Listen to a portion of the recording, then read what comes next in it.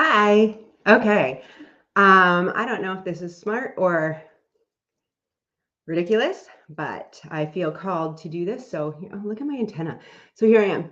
Um, so this is a video series, I guess, on what I now refer to as my year-long mental health experiment. It's still ongoing, but over the last few days, I've really felt this calling come up inside of me to share this. Um, It may result in judgment, it may result in any number of things, but I'm going to share it anyways. So, about a year ago, probably a year and a month ago, no, a year and 2 months ago, I undertook to go to my doctor and say, I think I have anxiety. My sister and I have been talking about it. I thought it was the right, move for me to take control of my mental health. I was feeling stressed at work. The pandemic was getting to me and I wasn't feeling my best. So I went to my doctor and we went through a series of questions and tests and all of these different things. And in the end, she said, I don't think you are anxious and that's why you can't focus. I think you can't focus and that's why you're anxious. And lo and behold, a month before my 41st birthday, I was diagnosed with ADHD and put on a low level of Concerta, which was great. Finally, I made sense to me. Why I couldn't sit still, why I couldn't sit through an entire class, why all these things started to make sense, right? So the Concerta worked for about 4 days, then it went away. So we increased the dose and we kept doing that until one day I was sitting in my mortgage office and thought my heart was going to explode. I've never experienced what I now understand was a panic attack. I've had anxiety attacks. I've never experienced a full-blown panic attack where my arms tingled, my heart was beating, I was sweating, and I thought I was dying. So we did what I guess is normal in, medical fields or something. I don't know, the mind body something. And instead of taking me off Concerta, we put me on Zoloft, right? An anti-anxiety medication to counteract the anxiety created by a stimulant. I did that for a while. I didn't like the Zoloft. It made me feel lazy. We switched to Wellbutrin.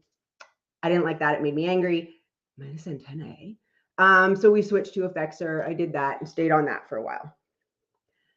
So I was at the maximum dose of Effexor you can be on, 75 or 74 milligrams. Taking 75 milligrams of Effexor to counteract the Concerta. And I didn't feel like myself. Here's the thing. I wasn't myself. I couldn't motivate myself to do the things I used to do. It first became noticeable to me when I stopped running in the morning, stopped meditating, stopped journaling, stopped feeling pushed to respond to things, to act quickly, to do the things I knew myself to do, to, be driven, be getting things, doing things, going for things. I wasn't that person anymore. And this has been over, a year that this has been going on. So I guess where I want to start with is some things I noticed over the course of the year. Some responses that I noticed from people over my experience, and some things that I felt and thought about then, now, and I'm still thinking about. One is I was willing to let people be mad at me and accuse me of things like call me uncommitted, call me lazy, call me,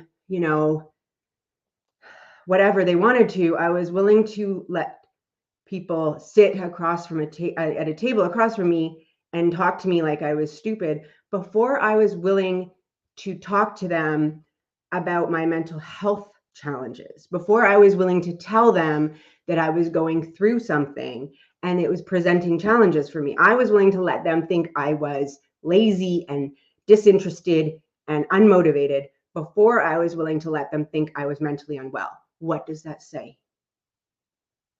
Right? Let's think about that for a minute. I was willing to let them think that I didn't care about myself, my reputation, my doing a good job, things I hold near and dear, before I was willing to tell them I was struggling with my mental health.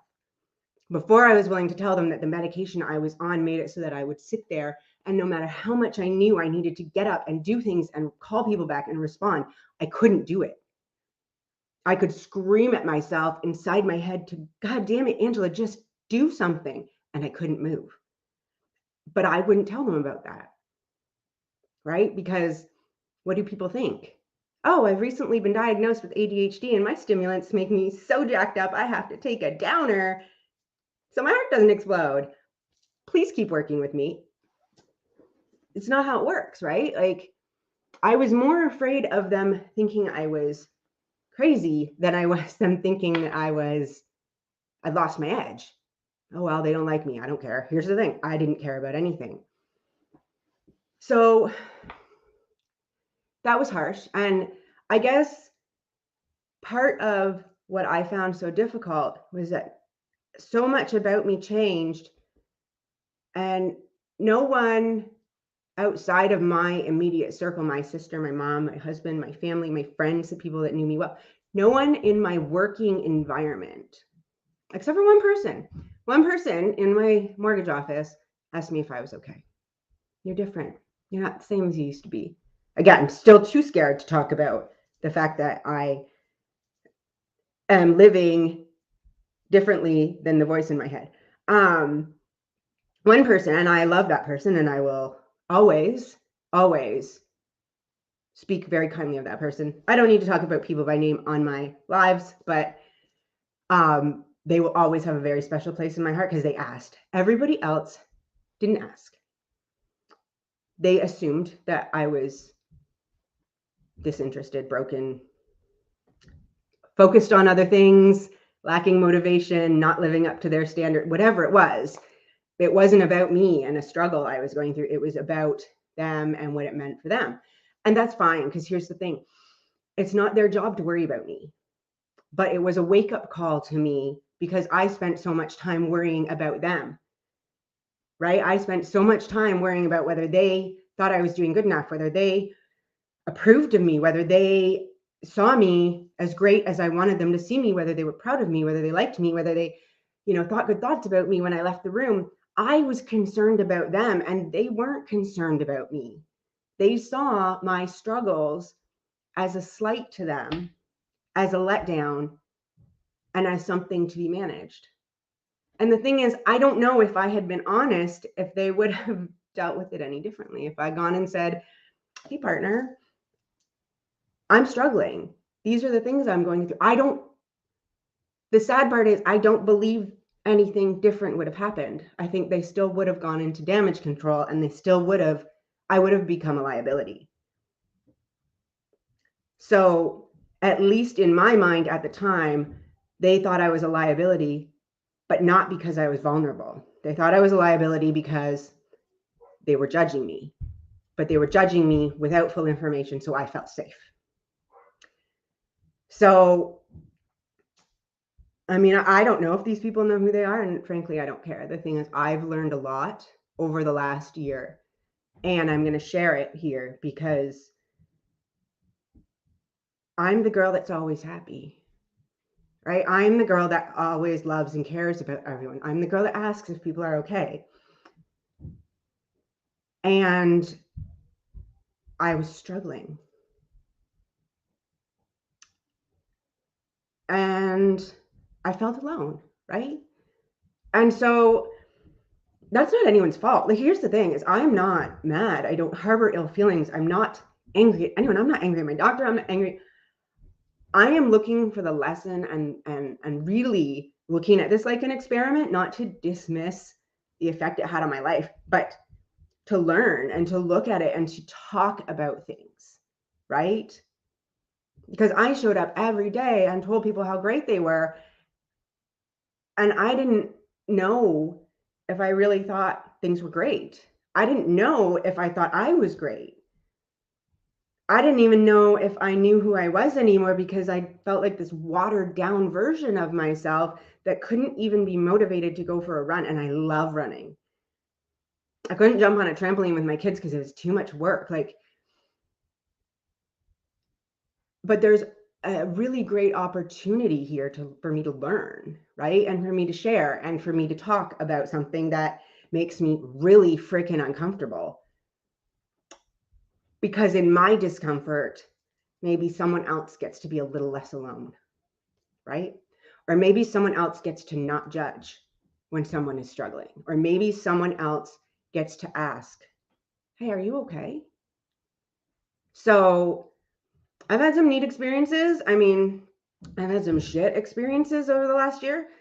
And I'm going to talk about it here, right? So I'm just going to come on here and I'm going to talk, and maybe I cry, maybe I laugh, maybe you all think I'm a little weird.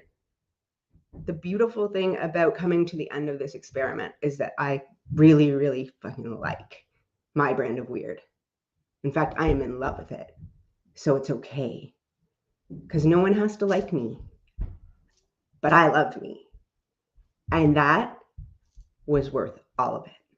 So I will see you again soon. Be well. Weird is wonderful. Rather be weird than normal.